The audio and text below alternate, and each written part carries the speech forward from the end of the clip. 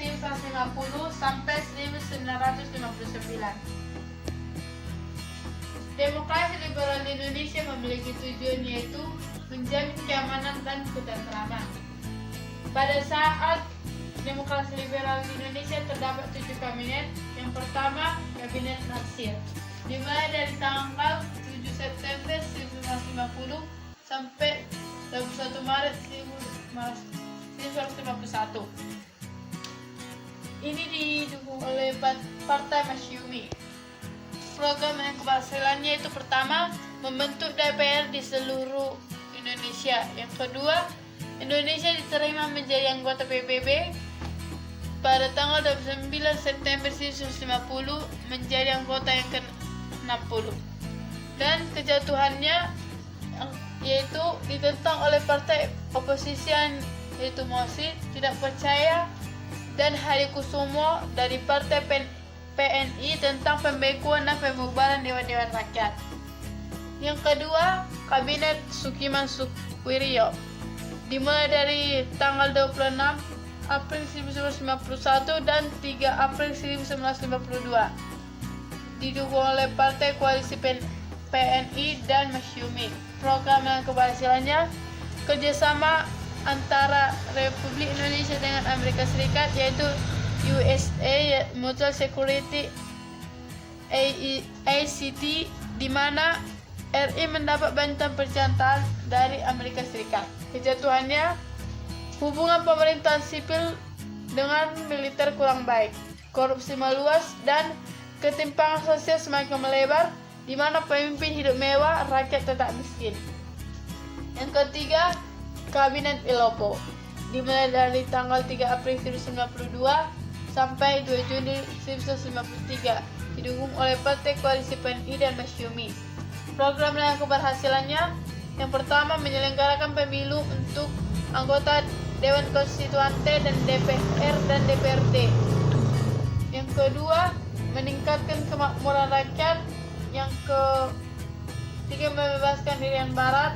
Yang keempat, menjalankan politik luar negeri yang bebas dan aktif. Kejatuhannya, yang pertama, terjadinya peristiwa 17 Oktober 1997, insiden demokrasi rakyat besar-besaran menuntut DPR dibubarkan karena dianggap mencampuri urusan internal angkatan bersenjata, serta menuntut pemilu segera dilaksanakan, jangan ditunda-tunda. Yang kedua, gagalnya menyelesaikan persoalan tanah perkebunan di Sumatera, yaitu peristiwa Tanjung Morawa. Yang ketiga, akhirnya kabinet tersebut mengundurkan diri. Dan kabinet yang keempat, yaitu Kabinet Ali Wongso I, dimulai dari tanggal 30 Juli 1952 sampai 22 Agustus 1955, didukung oleh Partai Koalisi PNI dan NU, sementara Masyumi jadi oposisi. Yang kelima, Kabinet Burhanuddin Harahap, dimulai dari tanggal 12 Agustus 1955 dan 3 Maret 1956, didukung oleh Partai Masyumi. Pada kabinet tersebut terjadilah pemilu yang pertama, yaitu pada tahun 1995. Yang keenam, Kabinet Ali Sastro Midjojo II, dimulai dari 20 Maret 1996 sampai 14 Maret 1957, didukung oleh Partai Koalisi antara PNI, Masyumi, dan NU.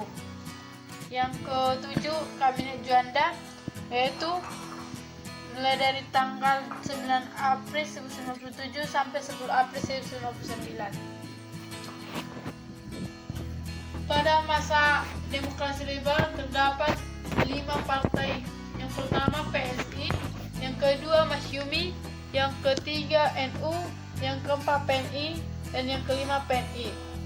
Dan pada pemilu tahun 1995, partai tersebut mencalonkan diri dan hanya 4 yang menang, yaitu PNI, Masyumi, NU, dan PKI. Pada saat demokrasi liberal pada tahun 1950 sampai 1959 terjadi ketidakstabilan ekonomi. Dan karena ketidakstabilan itu maka dibentuklah kebijakan ekonomi pada masa liberal. Yang pertama, sistem ekonomi gunting Syarifuddin. Yang kedua, Sistem ekonomi gerakan Menteng. Yang ketiga, sistem ekonomi Alibaba. Keempat, nasionalisasi perusahaan asing. Yang kelima, persetujuan finansial ekonomi atau FINEC. Yang keenam, musyawarah nasional pembangunan atau MUNAP. Yang ketujuh, rencana pembangunan 5 tahun atau RPLT. Dan yang ketujuh, konsepsi presiden 21 Februari tahun 1997. Dan pada masa demokrasi liberal tahun 1990 sampai 1999 pada saat itu penyelesaian masalah hubungan antara Indonesia dan Belanda berhasil diselesaikan. Demikian peta konsep tentang demokrasi liberal. Sekian dan terima kasih.